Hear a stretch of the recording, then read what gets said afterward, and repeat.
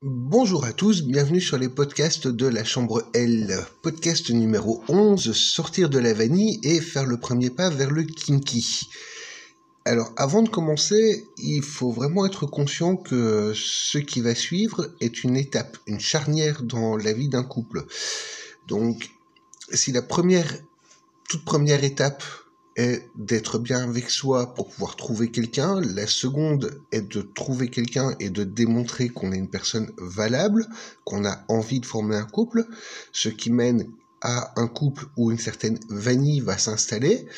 Et il est nécessaire de rester dans cette relation dite vanille jusqu'à ce qu'on sente qu'on puisse réellement avoir un dialogue profond et sincère avec l'autre et qu'on sente cette alchimie d'avoir envie d'autre chose et pas juste d'avoir une routine qui devient pesante. Donc le kinky doit s'installer quelque part après avoir appréhendé l'autre et commencer à connaître un petit peu ses envies et ses désirs, et avant de commencer à s'ennuyer avec l'autre.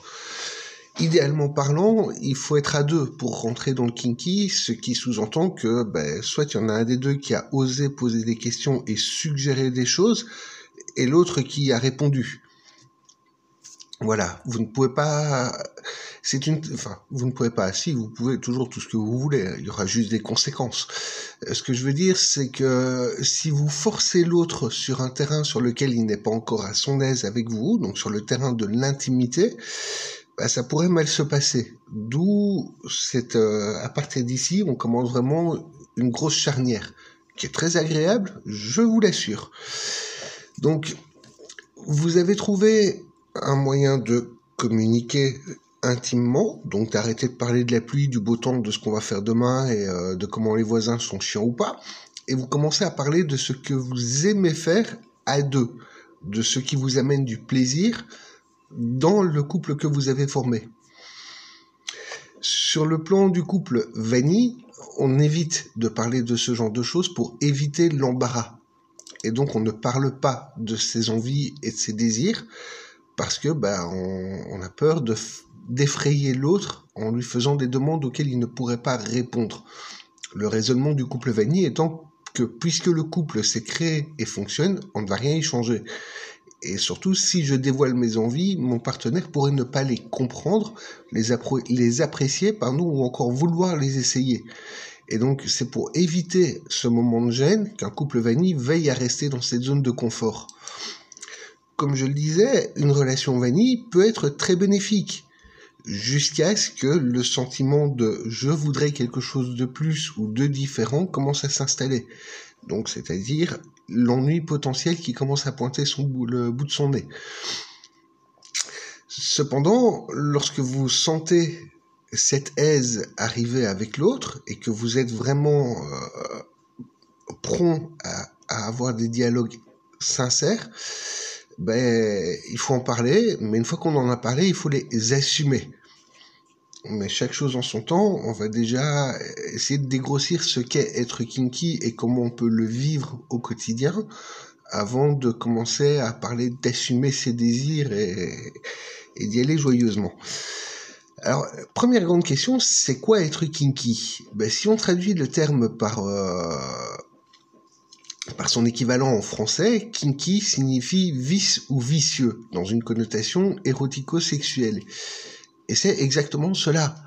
Bien sûr, vous serez kinky avec votre partenaire, et ça va avoir un résultat sur vous, d'une certaine manière, parce que vous allez vous libérer, vous allez faire tomber certaines barrières sociales, et c'est une certaine bienséance que, culturellement parlant, on nous dit qu'il faut garder chez nous, et qu'il faut surtout pas montrer, surtout pas aborder, dangereux.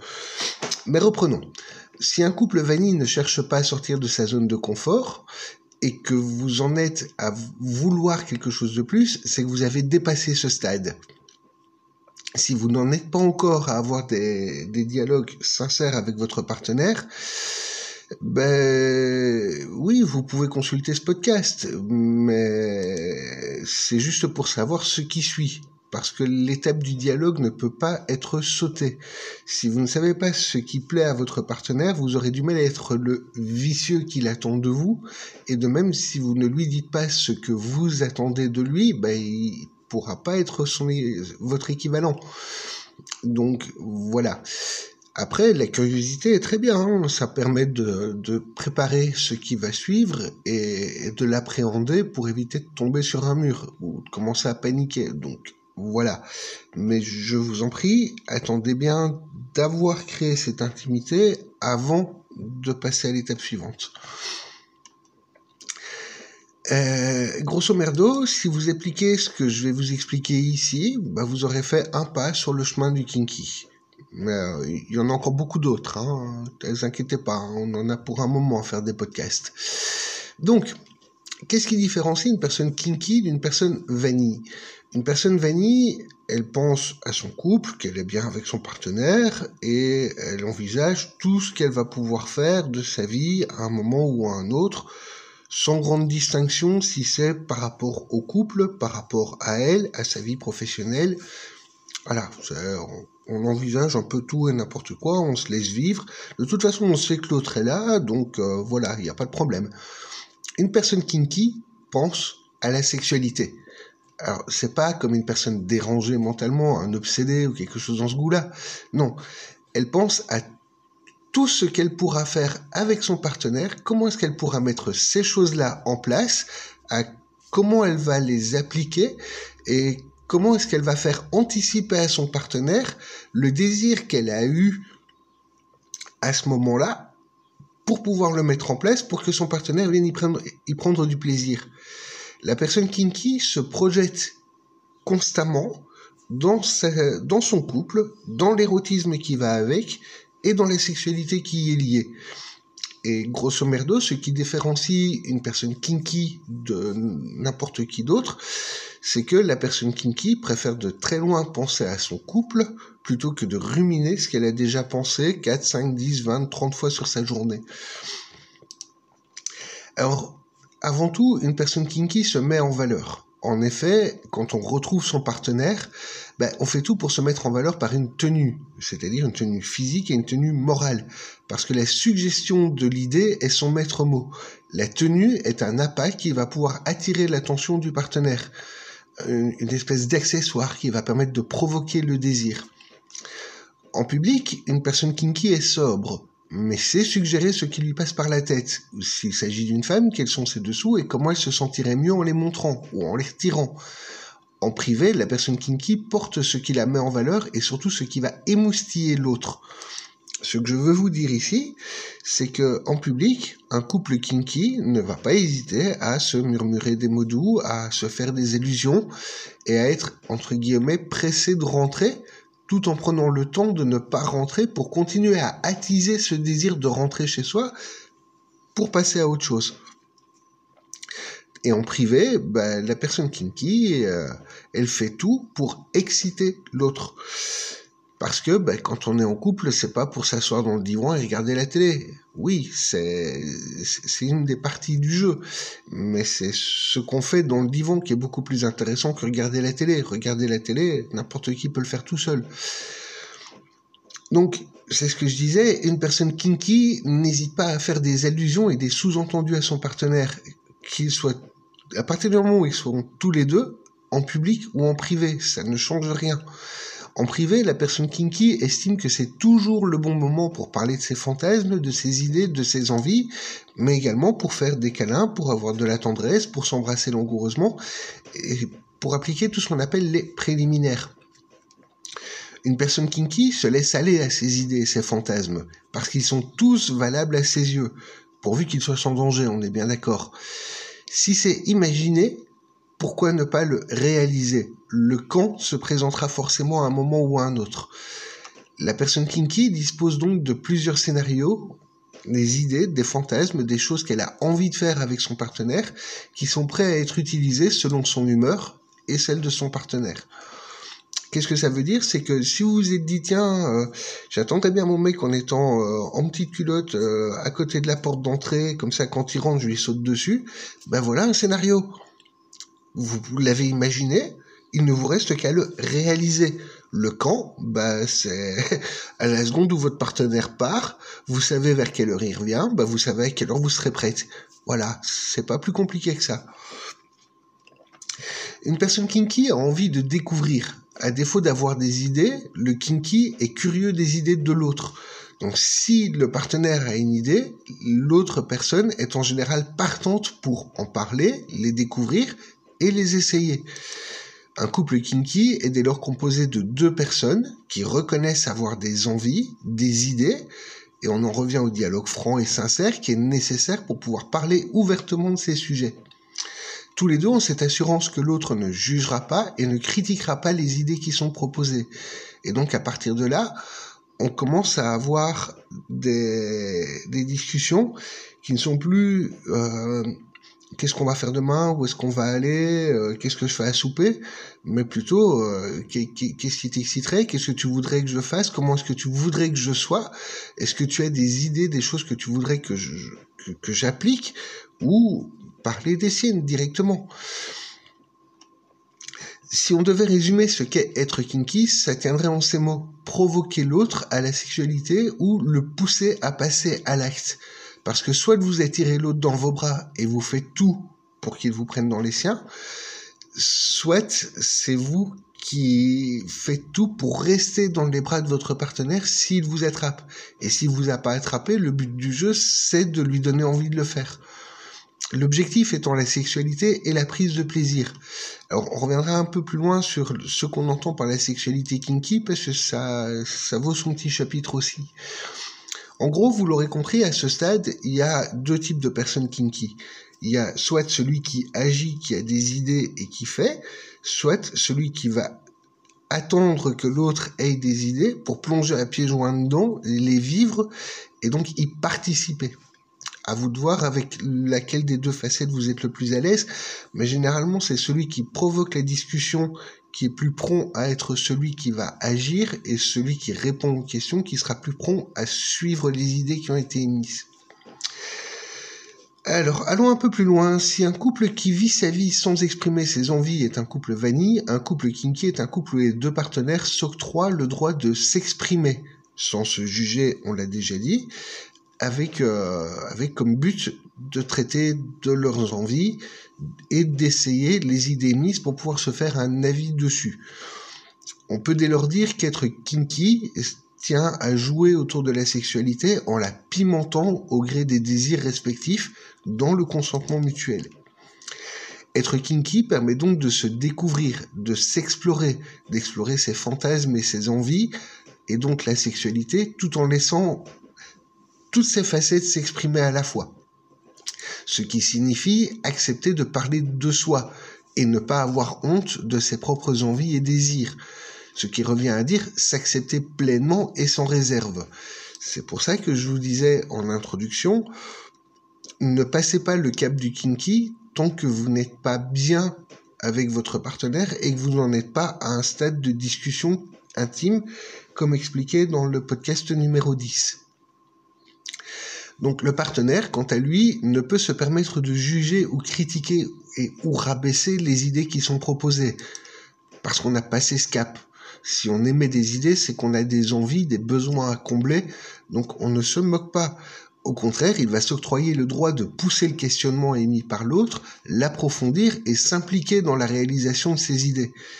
Bien sûr, nous avons tous nos limites, et le fantasme émis par l'un peut rebuter l'autre. Tout réside dans l'art de s'exprimer, d'accepter ou de refuser quelque chose dans le respect de l'autre.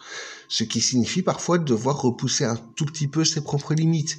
Mais à nouveau, on est plus apte à repousser ses limites quand on est bien avec quelqu'un et qu'on sait que ce qu'il fait, c'est pour notre épanouissement, qu'avec quelqu'un qu'on connaît à peine, qu'on vient à peine de rencontrer et dont on pourrait se demander qu'est-ce qu'il va nous faire au bout de 10 minutes.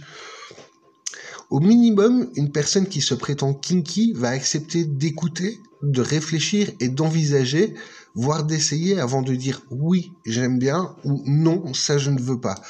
Alors, ce qu'il faut comprendre ici, c'est que tout ce que vous avez pu faire avec un autre a été fait par un autre.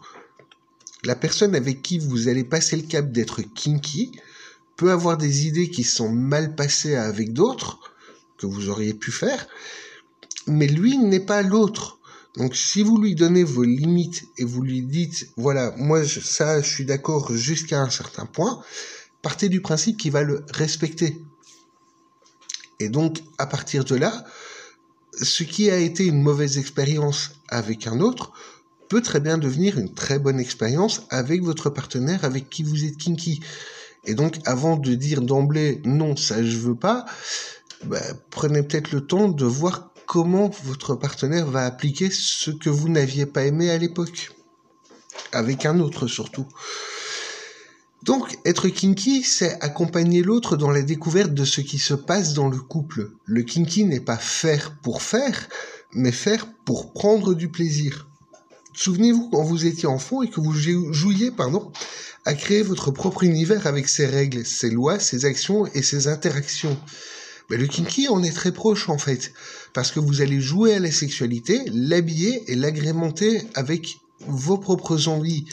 Et dès lors, la relation de couple devient votre univers avec vos propres règles à vous qui vont vous différencier de tous les autres couples, vos propres actions et vos manières d'interagir. Et normalement, il n'y a pas deux couples kinky strictement identiques. Par contre, des couples vanille, ils ont tous des points communs. Et ces points communs font qu'ils sont tous similaires. Être kinky est une bénédiction parce que vous allez pouvoir vivre votre fantaisie au sein du couple, permettant de laisser le temps d'un instant les responsabilités, l'émotion et en fait la vie de tous les jours derrière la porte. Exactement comme un enfant qui rentre dans la salle de jeu et laisse le poids de l'école et de la vie à la porte pour se consacrer à ses jeux. La différence entre le kinky et le vanille, c'est que le vanille emporte ses problèmes avec lui et les traîne tout au long de la journée, de la soirée, de la nuit, le matin, le midi, le soir. Il vit avec. La personne kinky, à partir du moment où elle sait qu'elle va retrouver son partenaire, ne pense plus qu'à son partenaire. Les problèmes, ils seront encore là après. Et simplement y penser n'y changera rien. Donc, à défaut de pouvoir régler ses problèmes, elle va se consacrer à ce qui lui fait du bien. Parce que c'est comme ça qu'on continue à être bien dans sa tête et qu'on continue à s'épanouir. La sexualité est l'un des aspects les plus intéressants de la vie en règle générale, puisque nous sommes tous différents vis-à-vis de nos fantasmes et de nos attentes. Dès lors, partager une sexualité, donc ses envies de le faire tout comme l'acte, est un moment intense que le kinky va permettre de décupler. Et c'est à la fois plus excitant et plus satisfaisant. Alors, on va faire une petite parenthèse sur ce que le kinky n'est pas. Si j'en ai lu des vertes et des pas mûres, vous pouvez me croire. Le kinky, d'abord, n'est pas le BDSM. Ni de près, ni de loin, ni vaguement. Non, ce n'est absolument pas ça. Pourquoi ? Parce que dans le kinky, on est à deux à pouvoir s'impliquer dans l'aventure. On peut alterner les rôles sans aucun problème. Et il n'y a pas forcément besoin d'accessoires. C'est vous, l'accessoire, et votre manière d'être.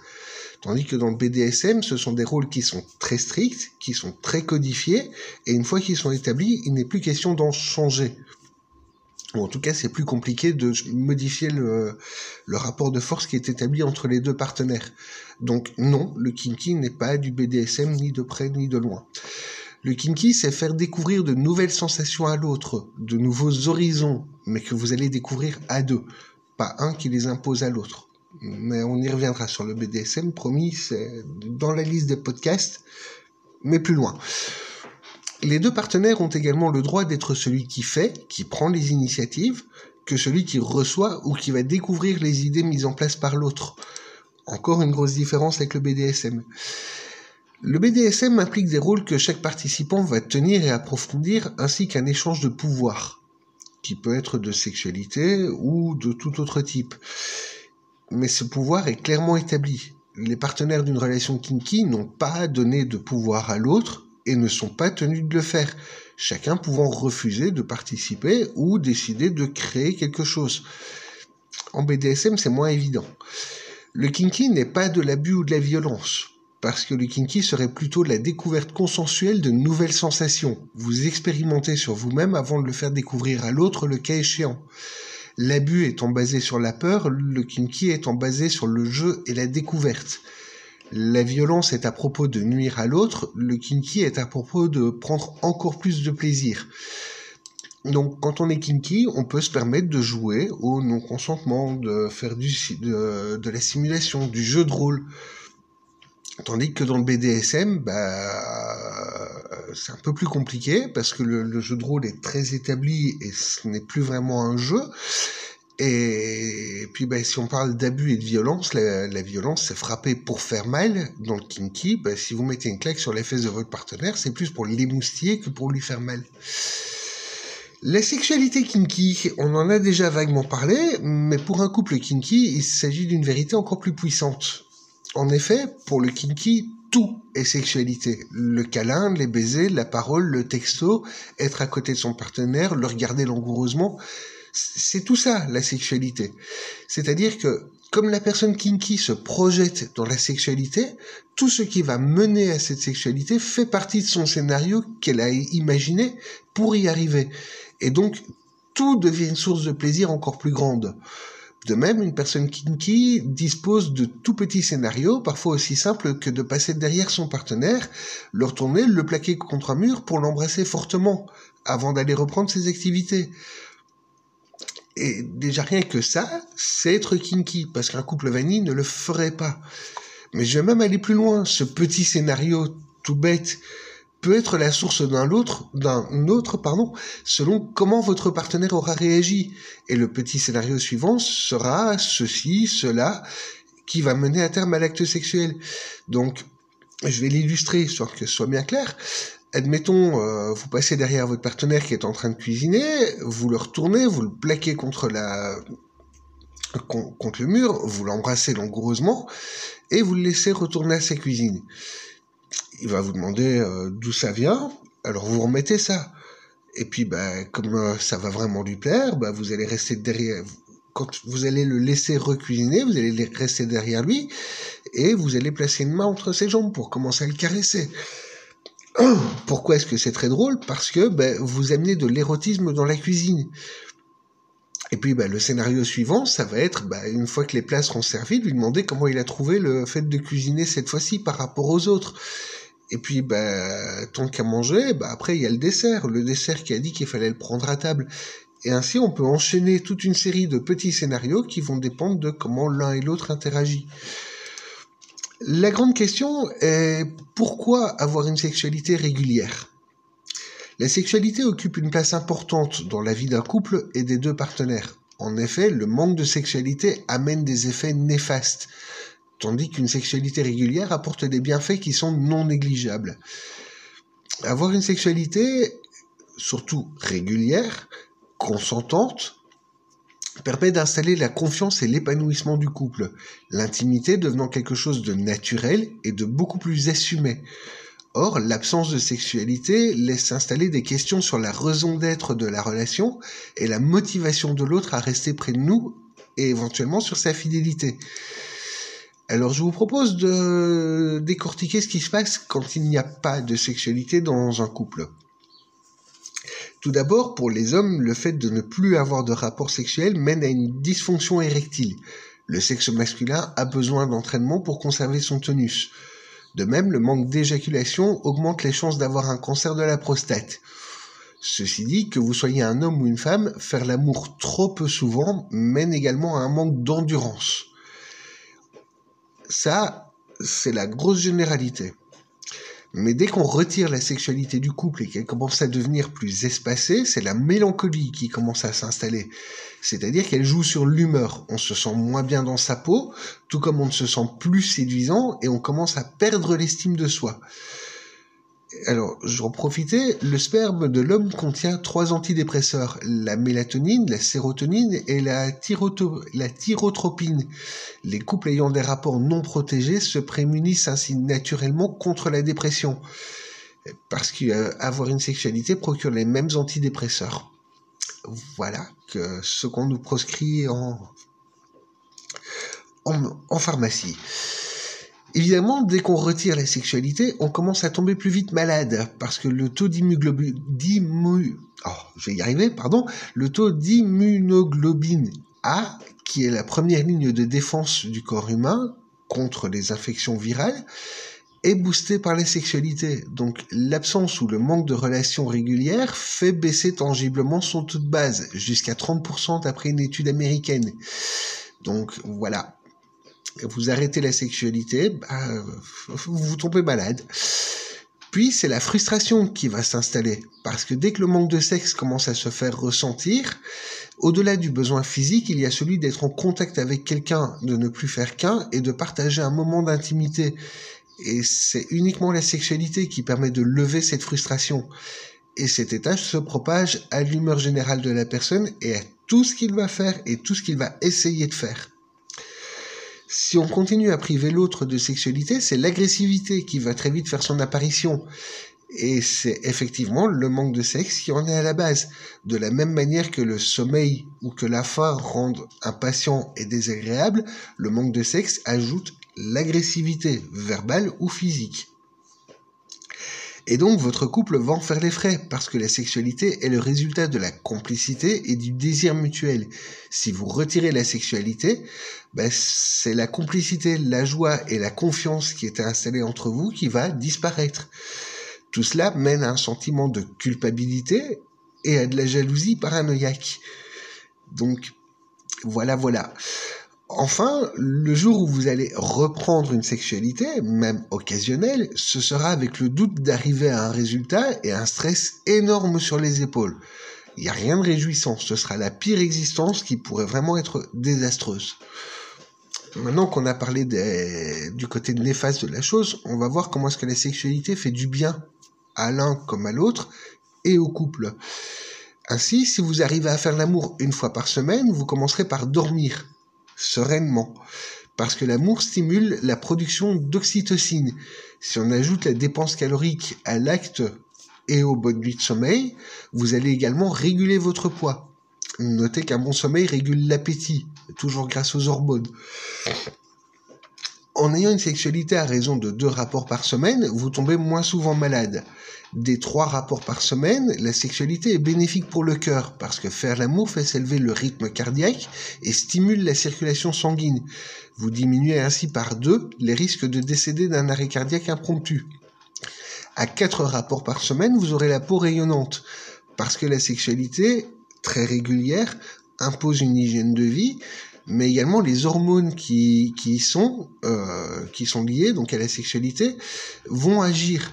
Et la sexualité stimule la production d'hormones de croissance, entre autres, qui fait également fondre le gras et éclaircit le teint. À 5 rapports par semaine, vous constaterez comme vous serez positif, optimiste et rempli d'énergie, de focus et de créativité. À 6 rapports par semaine, c'est le cerveau qui va en profiter. Bon, j'avoue, il faut encore avoir le temps et l'organisation pour pouvoir le faire, mais testez-le rien qu'une fois pour voir. Parce que la stimulation de la circulation sanguine accroît l'imagination du cerveau, donc son oxygénation, stimulant ainsi la création d'hormones qui agissent sur nos capacités intellectuelles. Et à raison d'1 rapport par jour, soit 7 rapports semaine, vous réaliserez que faire l'amour est une activité thérapeutique simple et efficace grâce à l'endorphine régulièrement diffusée dans votre corps. Est-ce que ce ne serait pas par hasard là le rêve de tout un chacun? Se sentir à la fois bien, reposé et relaxé en tout temps? Je sais pas, je vous pose juste la question. Et la grande question, c'est où est-ce qu'on va avec tout ça? Chercher 7 rapports par semaine implique d'avoir envie de son partenaire et de déborder d'imagination avant de commencer un cycle avec les idées déjà faites et de tomber dans une forme d'ennui. Parce que une fois qu'on a fait quelque chose, le refaire, oui, c'est drôle. Le refaire 2 fois, ça commence à avoir un petit arrière-goût de déjà fait. Et plus que ça, on estime avoir fait le tour de son partenaire. Être kinky, c'est l'évolution vers cet objectif d'une sexualité régulière, assumée et vécue pleinement. Parce que pourquoi limiter le plaisir? Diversifiez-le, variez-le, provoquez les situations, justement pour garder du piment autour de la sexualité et autour du couple.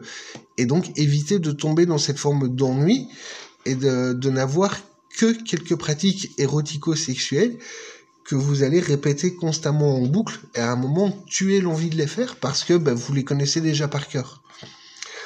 J'aimerais reparler des préliminaires. et vous posez une petite question. Qui a dit que le sexe commençait avec des préliminaires et se terminait par un orgasme ? Parce qu'en effet, un couple vanille pratique souvent les mêmes préliminaires, aborde les mêmes positions et suit un schéma dit classique pour arriver à l'orgasme. Le tantrisme, dont on parlera après le kinky, est l'art d'explorer et de s'approprier l'intimité en flirtant avec l'orgasme tout en le repoussant. Le but du jeu étant d'arriver à ce qui s'appelle un état d'extase. Les kinky, eux, considèrent les préliminaires comme faisant partie intégrante de la sexualité. Alors, qu'est-ce qu'un préliminaire exactement ? C'est tout ce qui mène à l'acte sexuel. On peut trouver en vrac la parole apaisante, les câlins, la tendresse, se prendre dans les bras, s'embrasser, se toucher, ou construire un scénario à 2 balles qui va mener à la sexualité. Et nous revoilà dans le monde de l'enfance où le kinky crée une situation de toute pièce qui va mener à la sexualité, où les préliminaires vont être longs, parsemés, étendus, rallongés sur l'ensemble de la durée de l'acte, en jouant un rôle, le rôle de celui qui va donner du plaisir à son partenaire, ou le rôle de celui qui va suivre le scénario imaginé par l'autre et en profiter. Ainsi, pour un couple vanille, monsieur regarde amoureusement madame, qui se laisse approcher, il pose ses mains sur elle, il s'embrasse et hop, direction la chambre. Simple et commun, d'où l'appellation vanille. C'est gai, on sait ce qui va se passer, mais il n'y aura pas de surprise. C'est comme la vanille, c'est très bon, c'est très bien. On sait ce qu'on va avoir comme petit goût quand on va ouvrir le pot, et voilà, c'est pour ça qu'on en mange. Pour un couple kinky, c'est différent. Premièrement, quand monsieur rentre chez lui, il laisse à la porte son costume de la vie de tous les jours, ses ennuis, ses tracas, son travail, et il va s'arranger pour les laisser de côté. Bien sûr, il va les traiter et garder sa vie en main comme un adulte responsable, mais dès que possible, il va endosser son costume de moi profond, c'est-à-dire se mettre à l'aise avec l'optique d'être disponible pour son partenaire, de bonne humeur et enclin à tout ce qui pourrait arriver. De la même, madame aura suivi déjà cet exemple et elle aura pris soin de faire la même chose, donc d'endosser sa personnalité kinky et de l'assumer. Ça veut dire qu'elle aura pris le temps de mettre une tenue qui la met en valeur, d'être souriante, pourquoi pas de s'être maquillée si elle estime que c'est quelque chose qui lui fait du bien. Et voilà. Donc le dialogue est déjà présent dans ce couple assumé et l'un des deux va déclencher volontairement ou involontairement les préliminaires, les deux partenaires étant dans l'ambiance romantico-sexuelle en ayant endossé leur côté kinky. Et autant les préliminaires peuvent commencer dans une pièce et se finir dans une autre, que l'acte sexuel en tant que tel peut avoir lieu ici, dans cette pièce-là, dans le salon, pourquoi pas un peu dans le salon et un peu dans la cuisine, et pourquoi pas entre deux préliminaires. Parce qu'en fait, c'est l'endossement du côté kinky qui permet de prolonger ces préliminaires, de les mener à l'acte sexuel, ou juste d'être la promesse de l'acte sexuel à venir. Ou le prolongement de l'acte sexuel pour le recommencer juste après. Ainsi, le couple kinky aime à créer des scénarios. L'histoire est encore un peu différente parce que les scénarios kinky impliquent de tenir un rôle et de le jouer, comme pour une pièce de théâtre. On en reparlera, si vous le voulez bien, quand on abordera le sujet du roleplay. Ça me paraît beaucoup plus approprié. Ici, dans l'immédiat, contentez-vous d'être la personne que vous voudriez être avec votre partenaire. Et expliquez-lui la personne que vous voudriez qu'il soit. Et ma main à couper que vous ne voulez pas d'un partenaire qui est constamment tracassé, qui passe son temps à rechigner parce que la journée a été longue, parce qu'il a des collègues de bureau qui sont des chieurs professionnels, on va dire, ou parce qu'il pleut dehors, il a rien envie de faire. Non, vous avez envie de quelqu'un qui va s'occuper de vous, qui va être à votre écoute, à votre attention, et qui va savoir vous faire du bien. Expliquez à votre partenaire ce que c'est que vous faire du bien. C'est ça, être kinky. Et du coup, on est kinky de quand à quand ? Vous l'aurez compris, c'est un état d'esprit en général, c'est une autre approche du couple. Donc, j'expliquais qu'il est important d'envoyer des messages à son partenaire en cours de journée, d'avoir des attentions envers l'autre, de s'y intéresser. Le kinky, c'est l'étape suivante de tout ça. C'est faire en sorte d'y prendre du plaisir, tout en donnant du plaisir à l'autre en lui envoyant des messages. C'est plus lui envoyer « coucou, comment tu vas ?» mais lui envoyer « coucou, tu me manques, j'ai hâte que tu sois de retour, comment tu vas ? Est-ce que je te manque aussi ?» Et voilà, c'est plus juste un petit mot pour dire d'eux, c'est bien signifier à l'autre à quel point il est en constance important et à quel point vous avez besoin de lui pour prendre du plaisir. Et donc, être kinky, c'est arriver à considérer comme normal d'envoyer un texto dans la journée pour planifier le scénario que vous aurez imaginé pour ce soir. Parce que l'envie qui vient de germer, comprendre ce que vous avez en tête, c'est l'exploiter. Et on est kinky quand on a envie de l'autre et qu'on commence à exprimer cette envie. Être kinky, c'est considérer comme normal de toucher l'autre sans pour autant aller jusqu'à l'acte sexuel. Parce que c'est prendre le temps de promener ses mains sur le corps de l'autre, de s'embrasser, de se toucher, de s'arrêter et de recommencer plus tard. Ou d'attendre que ce soit votre partenaire qui prenne la relève. On est kinky quand on est disponible et qu'on provoque l'envie chez l'autre. Être kinky, c'est tout faire pour ne pas être routinier, c'est-à-dire essayer de nouvelles choses, de nouvelles manières, de nouvelles approches, pourquoi pas des nouveaux scénarios, des nouveaux accessoires, des nouveaux jeux. On est kinky tant qu'on est curieux de tout ce qu'on peut faire avec son partenaire. Pour répondre à la question, on est kinky de quand à quand? En fait, on est kinky tout le temps. En fait, à partir du moment où on a mis un pied hors de l'état de vanille, on est kinky. Et une fois qu'on a goûté au kinky, ça devient très compliqué de revenir à l'état vanille. Parce que la vanille, c'est un espèce de carcan dans lequel on sait qu'on prend du plaisir, mais on ne s'autorise pas à explorer ce qui se passe derrière ces barrières. Et la barrière, c'est ce que l'autre voudrait faire, autant que ce qu'on voudrait faire et qu'on n'ose pas expliquer à l'autre. Et une fois qu'on a passé ce cap-là, c'est pas possible de revenir à on va rester sobre, sage et gentil et on fait pas grand-chose. Pour répondre à la question, être kinky, c'est également être beaucoup plus libre en privé. Et si on pouvait le comparer à des gens qui sont amoureux pour la première fois, c'est exactement comme ce petit sentiment qui se dit « tout est beau, tout est rose et tout est parfait ». Être kinky, c'est prolonger ça parce qu'on sait que le partenaire va jouer le jeu. Et donc, oui, le couple est beau, rose et parfait, parce qu'on continue à prendre du plaisir, parce qu'on peut s'autoriser à être soi. Et être kinky se résume à ça, à accepter que l'autre est parfait pour vous tel qu'il est, et agir en conséquence, savoir dialoguer et savoir agir. Alors, qu'est-ce qu'il faut pour être kinky ? Pas grand-chose, en fait. Pour être kinky, il faut vos deux mains, une bouche, une langue, et l'envie. À partir de là, c'est à vous d'agir et d'interagir avec votre partenaire. Il vous faut de l'imagination, le caractère kinky, la manière dont vous allez agir. Et puis pour le reste, j'ai envie de dire qu'on en parlera dans un prochain podcast, parce que il y a les sextoys, il y a les tenues, il y a une multitude de choses, mais qui ne sont pas forcément obligatoires pour être kinky. Ce sont des accessoires qui vont permettre d'agrémenter le kinky.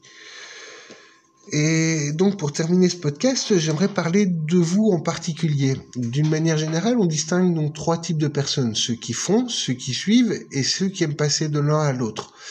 Pour être sincère dans le propos, toutes les questions, c'est est-ce que vous êtes celui qui prépare des scénarios et les met en place et les lance, donc celui qui fait et qui agit, ou est-ce que vous êtes celui qui aime découvrir ce que l'autre a mis en place, qui va se laisser guider dans les désirs de l'autre en toute confiance? Ou est-ce que vous alternez ces rôles et vous y prenez du plaisir? Donc on a 2 personnes à parler, celui qui suit et celui qui fait. Si vous êtes celui qui suit les idées de l'autre, n'hésitez pas à poser ouvertement toutes les questions que vous avez à poser à votre partenaire. Comment il voudrait vous voir réagir? Qu'est-ce qu'il aimerait que vous fassiez par vous-même pour provoquer les scénarios qu'il a imaginés? Donc, quels seraient les éléments déclencheurs dont il a besoin pour se sentir en confiance pour passer? Demandez-lui ce qu'il aimerait vous voir porter, les sextoys qu'il aimerait utiliser. Remplissez tous les blancs que vous pouvez avoir et agissez en conséquence. Si vous savez ce qui lui plaît, vous savez pourquoi vous allez prendre la peine et faire l'effort de suivre la mise en scène et de jouer le jeu. Donc, entrez dans votre rôle kinky, surtout dans celui que votre partenaire a dressé pour vous, en répondant à ce genre de questions. Testez en solitaire les tenues, les accessoires, les réactions que votre partenaire escompte de vous pour pouvoir être à l'aise en les jouant. Ceci dit, ne vous oubliez pas non plus, parce que certaines manières d'être et d'agir sont propres à vous, et il n'est pas question de devenir quelqu'un d'autre à temps plein. Il est juste question de savoir faire plaisir à son partenaire. Donc gardez votre personnalité et développez votre côté joueur. Et amenez dans le jeu de votre partenaire ce qui vous plaît. Vos propres manières de réagir, vos petites variantes de scénario, mais surtout vos limites. Parce que le jeu kinky ne doit pas devenir dérangeant pour vous. Si vous êtes celui qui fait, n'arrêtez pas, restez créatif à l'affût des réactions de votre partenaire pour savoir ce qui lui plaît ou non, posez-lui des questions et préparez des scénarios, lancez-les, vivez-les, gardez le dialogue ouvert et attendez que les réponses tombent. Parce que votre partenaire ne va pas forcément vous répondre là, maintenant, tout de suite, mais au gré d'une discussion, vous allez avoir la réponse que vous attendiez. Et tant que vous êtes capable de poser des questions, vous aurez des réponses. Bien sûr, si votre partenaire vous demande quoi faire ou comment réagir, sautez sur l'occasion et décrivez-lui ce que vous attendez de lui, le personnage idéal pour les scénarios, vos idées, pour ce que vous auriez pu préparer. Voilà, s'il vous pose la question, allez-y, de l'attitude à la tenue, ne vous gênez pas, il veut savoir, expliquez-lui. Il y prendra encore plus de plaisir et vous aussi. Construisez votre côté joueur selon les désirs de votre partenaire. S'il vous veut dirigeant et strict, soyez-le. S'il vous préfère doux, tendre et rempli d'idées perverses plus les unes que les autres, soyez-le. Mais osez lui poser la question de savoir quelle serait votre attitude idéale pour qu'il grimpe au plafond. Et si vous êtes à l'aise avec le dialogue et que l'intimité est déjà forte entre vous, vous disposez probablement déjà de toutes les réponses à toutes ces questions. Et la grosse discussion que je vous explique d'avoir avec votre partenaire pour passer le cap de kinky, en fait, elle sera pas si grosse que ça parce que vous vous rendrez compte que vous avez déjà toutes les cartes en main. Et donc, qu'est-ce que vous attendez pour passer le cap ? Moi, je vous dis épanouissez-vous et je vous dis rendez-vous au prochain podcast.